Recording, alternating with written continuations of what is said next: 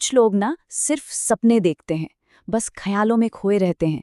लेकिन कुछ विरले लोग ऐसे होते हैं जो उन सपनों को पकड़कर अपनी जिद और मेहनत से उन्हें हकीकत में बदल देते हैं। आज के इस विश्लेषण में हम बात कर रहे हैं एक ऐसे ही इंसान की, the man who turned dreams into science, Homi Bhabha. Homi Jahangir Bhabha, वो आर्किटेक्ट, वो सूत्रधार जिसने भारत को एक न्यूक्लियर पावर बना दिया। सोचिए, एक ऐसा नाम जिसने हमारे देश को दुनिया के सामने एक ताकतवर परमाणु शक्ति के रूप में खड़ा कर दिया।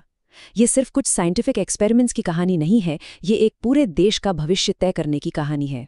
तो चलिए सीधा इस कहानी में उतरते हैं। Section 1, passion for science. किसी भी महान कहानी की शुरुआत समझना बहुत जरूरी है। 1909 में जन्म हुआ भाभा का, एक बेहद अमीर और संपन्न परिवार में। मतलब उनके पास वो सब कुछ था जो कोई भी इंसान चाह सकता था। लेकिन उनका अंतिम सपना कभी भी पैसा कमाना या एक आरामदायक जिंदगी काटना था ही नहीं। वो पढ़ाई के लिए इंग्लैंड गए। वहां जाने का मकसद इंजीनियरिंग करना था, क्योंकि उस दौर में ये एक बहुत सेफ और रुतबे वाला करियर था। लेकिन असली कहानी तो यहां से पलटी। इंजीनियरिंग पढ़ते पढ़ते उन्हें एहसास हुआ कि भाई उनका दिल तो फिजिक्स में है, और उन्होंने एकदम साहसिक कदम उठाया और अपना रास्ता ही बदल लिया। उनका एक बहुत ही सीधा सा उसूल था, I'll do what I love, यानी मैं वही करूंगा जो मुझे पसंद है। अब जरा उस वक्त के हिसाब से सोचिए, परिवार की उम्मीदें, एक सेटल्ड फ्यूचर, इन सबको दरकिनार करके अपने दिल की आवाज सुनना कोई आसान बात थोड़ी थी। लेकिन ये फैसला हमें बताता है कि अगर कुछ सच में एक्स्ट्रा ऑर्डिनरी करना है ना, तो अपने अंदर के जुनून को ही अपना रास्ता बनाना पड़ता है। Section 2, world war II and the return. अब देखिए, जब भाभा विदेश में अपनी रिसर्च में एकदम बिजी थे, तब दुनिया में वर्ल्ड वॉर II छिड़ गया। हालात तेजी से बिगड़ने लगे, और इसी गंभीर माहौल के बीच उन्होंने भारत लौटने का फैसला किया। और ये वापसी कोई नॉर्मल ट्रिप नहीं थी, यहीं से उनकी असली जर्नी शुरू हुई। भारत आकर उनके दिमाग में एक बात एकदम साफ हो गई कि भारत को विज्ञान में पूरी तरह से आत्मनिर्भर होना ही पड़ेगा। उन्होंने समझ लिया था कि अगर देश को दुनिया में अपनी स्वतंत्र पहचान बनानी है और खुद को सुरक्षित रखना है, तो हम दूसरों के भरोसे बिल्कुल नहीं बैठ सकते। और इसी गहरी सोच ने जन्म दिया इस ऐतिहासिक संकल्प को, मैं भारत को एक वैज्ञानिक शक्ति बनाऊंगा। ये कोई जोश में बोला गया डायलॉग नहीं था, ये उनका पक्का वादा था। बिल्कुल यही वो मोमेंट था जब होमी भाभा ने अपनी पूरी जिंदगी, अपनी सारी एनर्जी सिर्फ और सिर्फ अपने देश के भविष्य के लिए हमेशा हमेशा के लिए डेडिकेट कर दी। Section 3, vision against the impossible. अब इरादा तो कर लिया, लेकिन सामने जो चुनौती थी ना, वो सचमुच किसी पहाड़ से कम नहीं थी। इमेजिन कीजिए, उस वक्त भारत में न्यूक्लियर साइंस का नामो निशान तक नहीं था। सब कुछ एकदम जीरो से, बिल्कुल स्क्रैच से शुरू करना था। ना कोई रिसोर्सेज, ना कोई सपोर्ट सिस्टम, ना एडवांस्ड लैब्स थी, ना फंड्स। लेकिन इस शून्यता के खिलाफ खड़ा था एक इंसान का अनस्टॉपेबल और विशाल विजन। जब बाहर कुछ भी आपके फेवर में ना हो, तो अंदर का वो विजन ही आपको आगे धकेलता है। और इसी के दम पर उन्होंने रिसर्च शुरू की और न्यूक्लियर साइंस की नींव रख दी। जाहिर सी बात है, जब कोई इतने बड़े और असंभव लगने वाले सपने देखता है, तो दुनिया तो सवाल उठाएगी ही। लोग कहते थे कि बिना किसी बैकग्राउंड और सपोर्ट के भारत का ऐसा कुछ करना लिटरली इम्पॉसिबल है। लेकिन भाभा का जवाब क्या था? Impossible is just a word. असंभव सिर्फ एक शब्द है।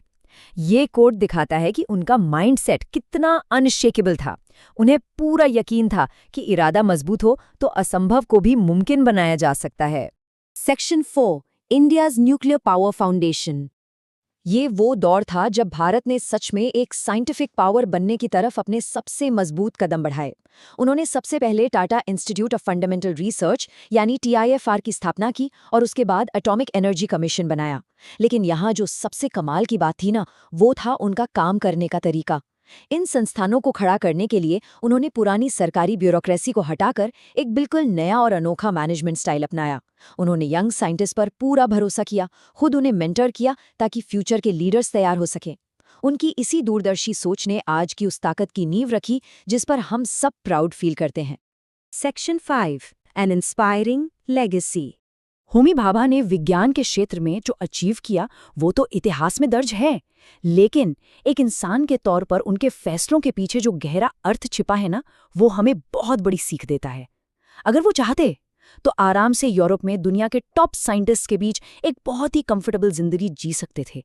लेकिन उन्होंने जानबूझकर क्या चुना? अपना देश और उसके संघर्ष। एक नए राष्ट्र के निर्माण के लिए अपनी सारी सुख सुविधाएं छोड़ देना, ये अपने आप में एक बहुत बड़ा और निस्वार्थ फैसला था। उनकी ये पूरी जर्नी हमें कुछ बहुत ही सॉलिड और एनर्जी से भरे लेसन्स देती है। पहली बात, सपने हमेशा बहुत बड़े रखो। दूसरी, ये मान के चलो कि रास्ता मुश्किल होगा, लोग आपको रोकेंगे भी। लेकिन सबसे अहम बात, अगर आपके इरादे मजबूत हैं तो दुनिया की कोई भी ताकत आपको रोक नहीं सकती। मजबूत इरादे हर रुकावट को चीरकर आगे निकल जाते हैं। अक्सर हमें लगता है कि दुनिया बदलने के लिए बहुत सारे लोग या बड़ी ताकतों की जरूरत होती है, लेकिन ये कहानी एक बहुत बड़ा प्रूफ है कि एक इंसान, एक सपना और बस एक फैसला इतिहास बदल सकता है। अगर पूरी निष्ठा से एक सपना देखा जाए और उस पर टिके रहने का फैसला कर लिया जाए तो लिटरली इतिहास की पूरी धारा मोड़ी जा सकती है। होमी भाभा की पूरी लाइफ फिलॉसफी को अगर हमें बस कुछ शब्दों में समेटना हो तो वो है dream big, think different, act now. हमेशा बड़े सपने देखने की हिम्मत होनी चाहिए। भीड़ से कुछ अलग सोचो और सबसे जरूरी, सिर्फ सोचते मत रहो, आज और अभी उस पर एक्शन लो। यही वो फॉर्मूला है जिसने एक आम इंसान को लेजेंड बना दिया। तो आज के इस विश्लेषण के आखिर में एक बहुत ही सीधा और चुभने वाला सवाल खड़ा होता है।